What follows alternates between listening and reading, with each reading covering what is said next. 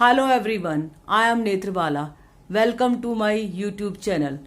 मेरे प्यारे बच्चों, मैंने पिछली वीडियो में आपको डिसोल्यूशन ऑफ पार्टनरशिप फॉर्म के बेसिक कॉन्सेप्ट और इंट्रोडक्शन बताए थे और कुछ इंपॉर्टेंट मैंने एमसीक्यू भी बताए थे। आज जो मैं बताने जा रही हूँ वीडियो में, वो आपको लॉन्ग क्वेश्चन जो 6 मार्क्स का बोर्ड में आता है क्वेश्चन, वो बताऊंगी, जिसमें रियलाइजेशन अकाउंट बनाया जाता है, partners capital account and cash account. अब उसको समझाने से पहले मैं बताना चाहूंगी कि रियलाइजेशन का फॉर्मेट जैसे सामने है उसको थोड़ा सा समझ लो, लेकिन वैसे प्रैक्टिकली आपको और अच्छे से समझ आएगा।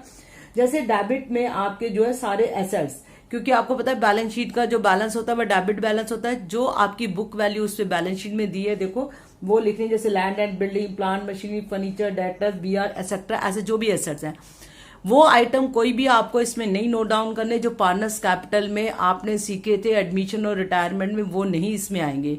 उसके अलावा जो है वो आप इसमें नोट डाउन करेंगे।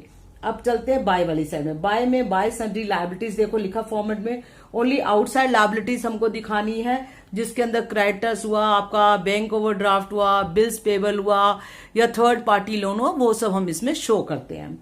अब इसको करना कैसे है, आप जितने भी एसेट्स की जो भी आपको रियलाइज वैल्यू दी होगी, क्योंकि ये नॉमिनल अकाउंट है, क्रेडिट में इनकम होती है, तो उसको बाय वाली साइड में नोट करेंगे। कोई नाम नहीं है तो बाय कैश या बैंक से, अगर पार्टनर कहते हैं मैं टेक ओवर कर रहा हूं तो बाय में शो करेंगे। ऐसी लायबिलिटीज की पेमेंट जो है आपकी, जो बाय में क्रेडिट बैलेंस होता है वो हमने लिख दिया बुक वैल्यू में, और इसको जो है रिवर्स में करेंगे टू वाली साइड में। जो अगर कुछ नहीं लिखा हुआ तो टू कैश टू बैंक करके पेमेंट दिखाएंगे। अगर पार्टनर कहते हैं मैं पे करूंगा तो टू पार्टनर्स कैपिटल करके हम शो ऑफ करेंगे। कोई भी अनरिकॉर्डेड लायबिलिटी होती है तो वो टू में लिखेंगे, और जो भी अनरिकॉर्डेड एसेट्स होंगे वो बाय में लिखेंगे। अब आपका क्रेडिट का बैलेंस अगर ज्यादा आ रहा है, डेबिट के कम, तो नेचुरल है प्रॉफिट होगा, जो भी पार्टनर्स होंगे उनको उसी रेशो में हम बांट देंगे। अब उसके बाद नेक्स्ट जो मैं बताने जा रही हूँ, अगर आपका डेबिट का अमाउंट ज्यादा आ रहा है, क्रेडिट का कम आ रहा है, तो उसका लॉस है और उसको उसी रेशो में बांटेंगे। अब इसको मैं आपको कॉन्सेप्ट को एक प्रैक्टिकली सम से समझाने जा रही हूँ। जैसा कि आपके सामने क्वेश्चन एक लिख के आया है कि following is the balance sheet of A और बी है 31 मार्च 2021। लायबिलिटी साइड में देखो sundry creditor, bills payable, bank overdraft, outstanding expensive, A's brother loan लिखा है, बीस लोन लिखा है, plant replacement reserve, employees provident fund, general reserve, A और B के कैपिटल। अब एसेट्स में देखो गुडविल, लैंड एंड बिल्डिंग लिखी हुई है, plant and machinery, investment, stock, book डेप्ट और लेस प्रोविजन लिखा हुआ है, बी आर लिखा है cash in and profit and loss, debit balance तो होता ही है ये, इस साइड लिखो तो डेफर्ड रेवेन्यू एक्सपेंडिचर। अभी इसको करना कैसे वो मैं आपको प्रैक्टिकली बताती हूँ। पहले क्वेश्चन पढ़ रही में, नीचे लिखता है कि 31 मार्च 2021 को हमारी जो है फर्म डिसॉल्व हो गई, और एक कहता है मैं अपने ब्रदर का लोन पे कर दूंगा, और बुक डेप्ट की वैल्यू 5000 प्रूफ बैड डेप्ट है, बैलेंस हमारा कैश मतलब हमें मिल गया है। अदर एसेट्स रियलाइज लिखा हुआ, plant and machinery 20,000, land and building 100%, मतलब कि जस्ट डबल मिल रहा है हमें पैसा, और गुडविल की वैल्यू हमारी 60% हमें मिली है। सन्ड्री क्रेडिटर्स और बिल्स पेबल जो है सेटल एट 5% डिस्काउंट पे हुआ, कम करके हमने पेमेंट करी है। और बी ने एक्सेप्ट किया एक स्टॉक हमारा जो 8,000 तक का, और इन्वेस्टमेंट को 12,000 में, और उसने कहा कि ए ने ये भी कहा कि मैं जो है बिल रिसीव को 20% डिस्काउंट पे ले रहा हूँ, और रियलाइजेशन एक्सपेंसिव 2,000। अब करना कैसे, चलो अब जल्दी से चलते हैं, समझाते हैं। अब देखो जैसा कि मैंने लिखा है कि आपको सारे एसेट्स बुक वैल्यू पे नोट डाउन करने, पहले स्टॉक आया आपका, फिर बुक डेप्ट आया 17,000, plant and machinery 25,000, land and building 25,000, investment आपका 15,300, गुडविल आपका 10,000 बिया। ये पुरानी बैलेंस शीट के एसेट्स उतारने हैं, लेकिन जो आपके क्वेश्चन बैलेंस शीट में प्रॉफिट एंड लॉस है, डेफर्ड रेवेन्यू, वो पार्टनर्स कैपिटल में आपको पता है डेबिट में आते हैं, जैसे कि और पार्टनर्स कैपिटल में हमने प्रीवियस लेसन में पढ़ा। अब उसके बाद आ जाओ लायबिलिटी में। अब जो आपका डेटर के नीचे लिखा है प्रोविजन 2000, पहले उसको लिखना है प्रोविजन फॉर बैड डेट। उसके बाद सन्ड्री लायबिलिटी जो आउटसाइड लायबिलिटीज है, क्रेडिटर 20,000 दिए, बिल्स पेबल दिया हुआ है, ये आपका मिस्टर एज ब्रदर लोन, क्योंकि ब्रदर लोन जो है वो हमारा बेटा थर्ड पार्टी लोन है, इसलिए इसको लिखे। अगर आपका जैसे इस क्वेश्चन में देखो आपका लायबिलिटी में 20 लोन भी लिखा है, तो इसकी पेमेंट हम पहले नहीं करेंगे, लास्ट में करेंगे। That is why we show on credit side of cash account. ये देखो 20 लोन लिखा है। उसके बाद आपका जो है आउटस्टैंडिंग एक्सपेंस है, एम्प्लॉयज प्रोविडेंट फंड को हमें पेमेंट करनी होती है, इसलिए हमने इसको इधर लिखा है। कोई भी एसेट्स के नाम के कोई भी फंड या रिजर्व होंगे बेटा, वो बाय में लिखेंगे, लेकिन इसको रियलाइज नहीं करना है, तो हमने अपना रिजर्व बनाया होता है, इसको टू में पेमेंट को नहीं दिखाना। ऐसी बैंक ओवरड्राफ्ट आपका लिखा हो 10,000। अगर आपकी एसेट्स की, जरा ध्यान सुना, कुछ रूल्स चेंज हुआ है। अगर कोई भी एसेट्स की जो टेंजिबल एसेट्स है उसकी बुक आपको रियलाइज वैल्यू नहीं दी तो उसको एज इट इज यहाँ पे नोट डाउन करना है, लेकिन केवल टेंजिबल एसेट्स की, जैसे plant and machinery. Tangible assets कौन से थे? जिनको देख सकते हैं, छू सकते हैं। इनटेंजिबल एसेट्स की अगर कोई वैल्यू नहीं दी हुई क्वेश्चन के अंदर एडजस्टमेंट, तो उसकी वैल्यू नील ही मानी। ये अभी चेंज हुआ है इस बार, क्योंकि पहले ऐसा रूल्स नहीं थे हमारे। अब लायबिलिटी की तो हमारी अगर चाहे एडजस्टमेंट दी हो ना दी हो, हमको पेमेंट करके इसमें दिखाना होता है। अगर दी है तो वेल एंड गुड, नहीं तो ऐसी बुक वैल्यू को हम यहाँ पे पेमेंट दिखाएंगे। अब चलते हैं क्वेश्चन पे। पहला, ए एग्री टू पे ऑफ इज ब्रदर लोन।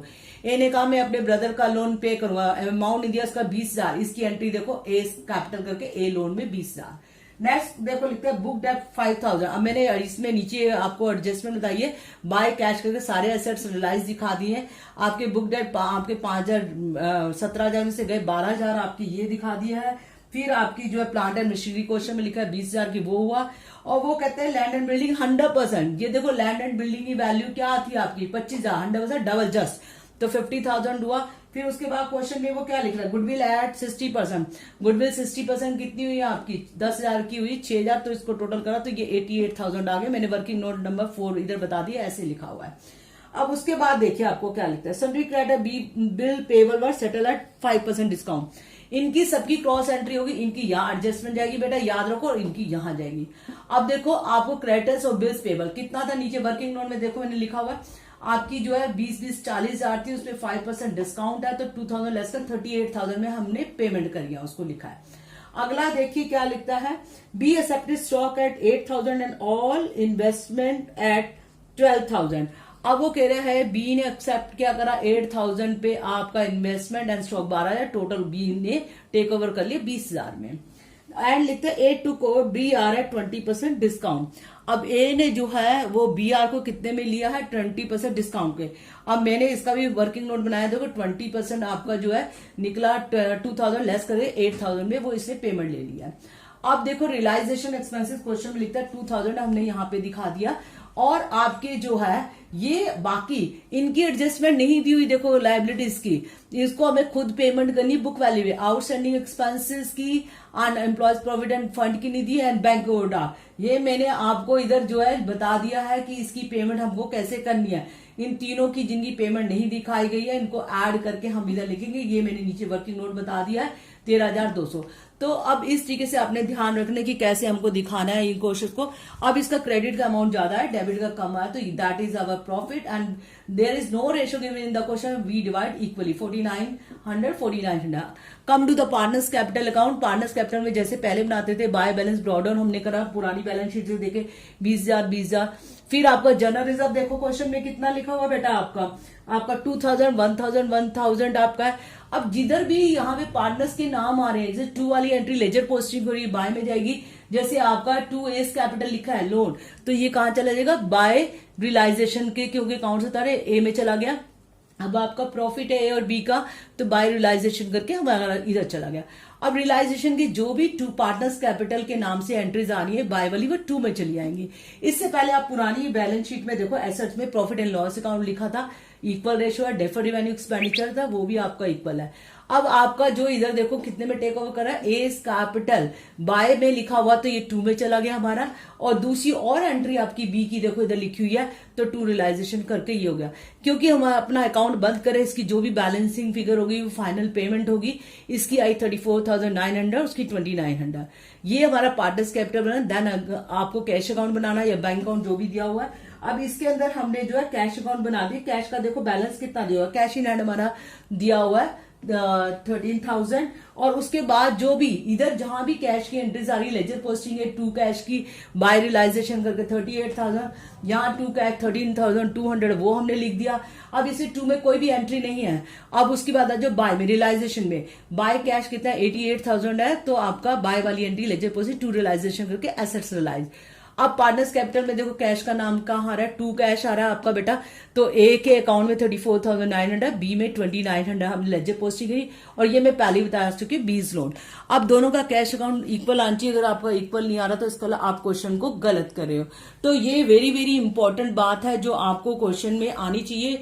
और अगर आपको ये आ गया तो समझ लो कि आप बोर्ड में क्वेश्चन गलत नहीं करें, 6 मार्क्स बड़े इजीली आप गेन कर सकते हो। अब मैं इसी के बेस पे आपको एक जर्नल एंट्री बनाने की भी बताती हूँ। कई बार पेपर में क्वेश्चन में आया था कि मेक अ जर्नल एंट्री। क्या करना है बेटा, वेरी इजी मेथड। आपको क्या करना है, तो रफली चाहे रियलाइजेशन बनाओ, realisation to this, realisation to this, realisation to this, बस लिखते जाना, आपकी जर्नल एंट्री होती जाएगी। अगर इधर की एंट्री बनानी है तो हमने क्या लिखा, प्रोविजन फॉर डाउटफुल डेब्ट टू रियलाइजेशन, आपको क्रेडिटर्स टू ये, तो ये ऐसे आपकी जर्नल एंट्री भी आराम से आप बना सकते हो। I hope you understand all the concept regarding realization account, partners capital account and cash account। और बेटा मैं आपको कहना चाहूंगी, आप इस बात को जरूर इस बात ध्यान देना कि जो भी एसेट्स की, जो टेंजिबल एसेट्स की अगर आपको कोई एडजस्टमेंट ना दी हो, कृपया करके उसको बुक वैल्यू में बाय कैश करके दिखाना, उसकी वैल्यू नील नहीं माननी। जबकि पुरानी बुक्स में उसकी वैल्यू 0 मानी गई थी, लेकिन नया रूल आया हुआ है तो इसलिए इसको जरूर ध्यान रखना। हाँ, लेकिन इंटेंजिबल एसेट्स की अगर वैल्यू नहीं दी हुई क्वेश्चन के अंदर, उसकी वैल्यू अभी भी 0 ही माननी है।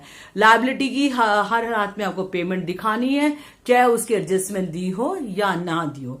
किसी भी एसेट्स के नाम के फंड लिखे हो या रिजर्व लिखा हो, उसको रियलाइजेशन के अगर बाय में लिखते हो, उसको टू कैश नहीं करना, क्योंकि वो हमारा ही अपना पैसा जमा हुआ, हमें कोई पेमेंट नहीं करनी। तो ये भी बात ध्यान रखना।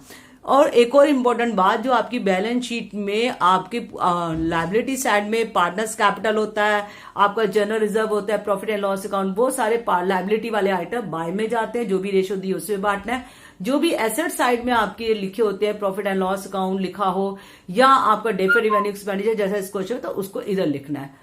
तो thanks for watching my video.